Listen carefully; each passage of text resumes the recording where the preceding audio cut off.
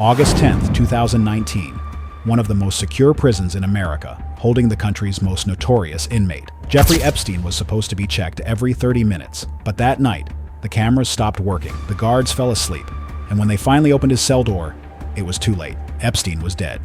The official story says suicide, but the broken bones in his neck, the missing footage, and the strange decisions made that night tell a much darker story. This is the story of how the country's most notorious prisoner died in the most secure jail in America, and why some believe it wasn't by his own hands.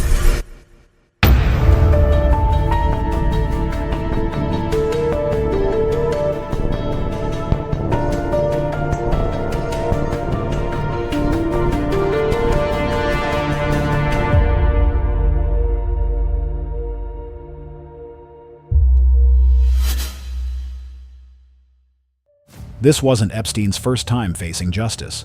In 2008, he struck a controversial deal, a sweetheart deal, prosecutors called it, that allowed him to serve just 13 months in a county jail for abusing underage girls. That deal was so shocking that it ended the career of a U.S. attorney years later. But in 2019, everything changed. Federal prosecutors reopened the case, this time with dozens of victims willing to testify. Epstein was looking at the possibility of spending the rest of his life behind bars, and the world was finally about to hear the names of the powerful people who had surrounded him. And that's what made August 10th, 2019 so explosive, because just as those names were about to come out, Epstein was found dead in his cell. From the moment Epstein was booked into the Metropolitan Correctional Center in Manhattan, there were signs that something wasn't right. At first, he seemed sad and withdrawn. Guards reported that he sat on the edge of his bed for long periods, barely speaking, as if trying to process what had just happened. But just 2 weeks after his arrest, something happened that should have guaranteed Epstein would be watched every second of the day. On July 23, 2019, guards found Epstein on the floor of his cell with marks around his neck. Some said it was a suicide attempt. Others, including Epstein himself, hinted that his cellmate, a former police officer charged with multiple murders, may have attacked him. The truth was never confirmed. After that, Epstein was placed on 24-hour suicide watch. Bright lights on at all hours, cameras pointed at his cell, guards checking him constantly. For 6 days, he was monitored this way. And then, without warning, he was taken off suicide watch and returned to a regular cell. Even the psychologist who approved it later said he still showed signs of distress. The red flags kept coming. Just 2 days before his death, Epstein signed his last will and testament, placing nearly $600 million into a trust, making it harder for his victims to access through civil lawsuits. And on the night before he died, his cellmate was transferred out, leaving him completely alone. A man who had just been injured in custody, who had every reason to fear for his life, was suddenly left in an empty cell. No extra cameras, no special monitoring. And it was that night, August 9th, 2019, that the first of many critical mistakes would be made. August 9th, 2019 began like any other day at the MCC on the surface. Jeffrey Epstein went through the motions of prison life, meals, paperwork, meetings with his attorneys. But behind the walls, the situation was far from normal. That day, over 2,000 pages of documents detailing Epstein's alleged crimes and connections to powerful figures were released to the public. The world was about to see the names he had kept secret for years. Epstein himself seemed calm, even upbeat, according to his lawyers. But the tension was building. That evening, his cellmate was transferred out, leaving Epstein completely alone for the first time in weeks. Normally, this would have triggered heightened supervision, but that night, the most basic rules of the MCC were ignored. Guards Tova Noel and Michael Thomas were assigned to check the cells every 30 minutes. But from midnight until 6:30 a.m., neither stepped foot in Epstein's cell. Cameras confirmed it. They were sitting at their desks, sleeping, browsing the internet. Meanwhile, the logs submitted to the warden falsely claimed that all rounds had been completed. Epstein was allowed a last phone call at 7 p.m., supposedly to his mother. In reality, the call went to someone else, someone close. Afterward, he returned to his cell, now alone, and the night stretched on with no eyes watching him. The MCC cameras that were supposed to cover his cell were all malfunctioning. 2 produced no video at all. The third recorded only unusable footage.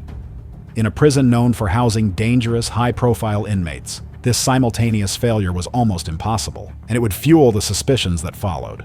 Then came the morning of August 10th. At 6:30 a.m., guards performing the morning rounds discovered Epstein hanging from a bedsheet tied to the top bunk.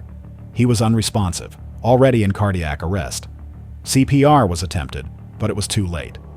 The country's most infamous prisoner was dead. The official story called it suicide, but the broken bones in his neck, the missing footage, and the critical lapses in protocol told a story that didn't quite fit. The last hours of Epstein's life, the guards who slept, the cameras that failed, the cell left empty, created a web of questions that would haunt investigators, the public, and anyone who ever wondered, could this really have been an accident? Jeffrey Epstein's death set off a storm that no one could have predicted. The first shock, the cell and crime scene were mishandled. Standard protocol for a death like this requires investigators to preserve every piece of evidence, photographs, the bedsheet, even small objects in the cell. But within minutes, the scene was disrupted.